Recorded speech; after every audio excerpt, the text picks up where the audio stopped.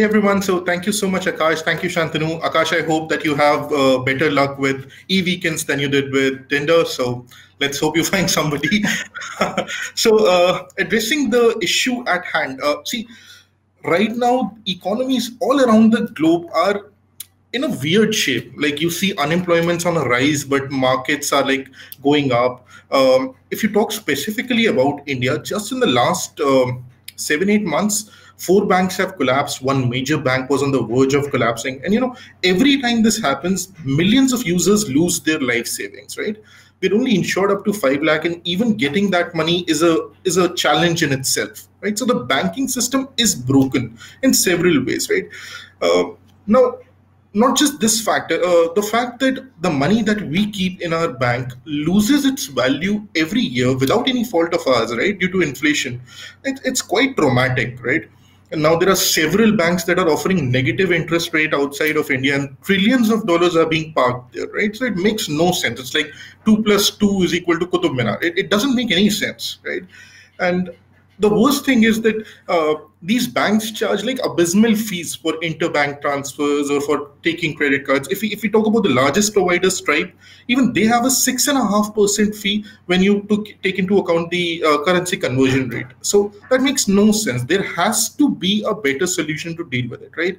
And cryptocurrency has brought us with that unique opportunity to solve these problems at scale, right? So it's not like that you have to do a test in a small bracket with a small set of people. There's already a large group of early adopters who are trying on these cryptocurrencies to solve these problems, right? So let's talk about Bitcoin first, the biggest cryptocurrency so far, right? Now, Bitcoin is absolutely amazing independently. It has a great following, great set of developers. It has already tested the time, and it has stood out, right? It has never been hacked, never been. So the thing with Bitcoin right now is that even though with all these great features, all these following, not the requirement of any central body to control it, it still cannot be used as money right now. It's not a store of value. Something that has a jump of like over 30% in a day on bad days, 20%, 5%, it doesn't make sense, because if I am giving you money in the form of a Bitcoin, I would rather that it holds its value. Otherwise, I'm going to feel that I shouldn't have made that purchase, right? It's not a medium of exchange if the value is not relatively stable enough. If we talk about the 2008 crash and where we stand right now, US dollar has actually held its value in terms of a medium of exchange, right? With Fed pumping in all the money. And so Bitcoin, even though is an amazing technology, it still has those gaps. People are trying to avoid them. People are trying to accept them. But I still personally believe that every time I have made a purchase via Bitcoin in the last 5 years, I've always regretted it sooner or later, right? So then this evolved further to decentralized finance, and Darshan is a far better speaker to explain details there. But I still see decentralized finance as a small project. It just has $1.5 billion right now that is locked in it, right? There are a lot of security loopholes that need to be fixed. The throughput needs to increase significantly, even if one large community has to adopt it. Forget about the entire generation using it, right? There were some good projects lined up that couldn't even see the light of the day because of the regulation changes. And then there are these hacking attempts happening where like 300 plus Bitcoins go away, 30 Bitcoins go away, right? Things like that actually doesn't inspire a lot of people to put their life savings into it. So there had to be a better way to look at it. So we wanted to bridge this gap between cryptocurrencies and the uniqueness that they offer and the traditional banking system, something that the people are able to rely on. So that is when we started developing OroPocket. So using OroPocket, users can right now invest in gold and silver.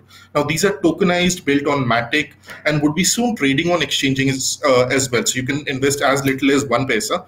But the idea here was that instead of you keeping your money in the bank where the banks can gamble with it, right?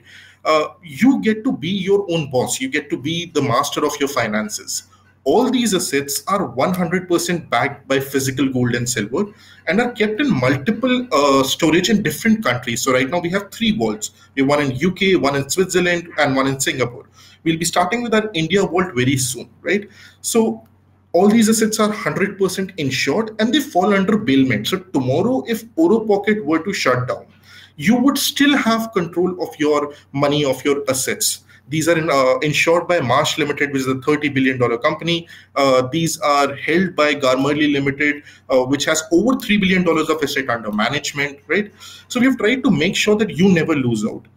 Apart from this, we've tried to also give you all the features that you already get with your bank. So we have partnered with MasterCard to offer you a debit card using which you can shop online, offline, or even withdraw cash at the ATM. So imagine that you're going to a restaurant and while you're ordering, you've eaten your food and all of that. Until that point of time, your money is still an asset. And only when you take out your card and they swipe for that transaction does it convert into fiat, right? So you don't have a depreciating asset in your bank anymore. You get to be your own bank. Another tool that we are working on is instant global transfers. So I believe that with the rise of these neobanks, with the limitations of the traditional banking system, and with the power that crypto has evolved to, I believe there is a huge vacuum that is created that needs to be filled. We are trying to fill a very small portion of that. We see a huge opportunity, and the definition of whether crypto should be legalized or not, whether blockchain is legal or not, they're all moot. If you have a good project with a good number of following, if you're giving employment to a good number of people, there is no reason for the governments to not support you. Of course, unless you're doing something ethically completely wrong, right? I believe there's a huge scope there. So don't try not to hold yourself back. Try to build on these projects. Try to innovate. These banking industries have not been innovated in decades. The last big innovation that we saw was a plastic card, and that was decades back. So this does require evolution.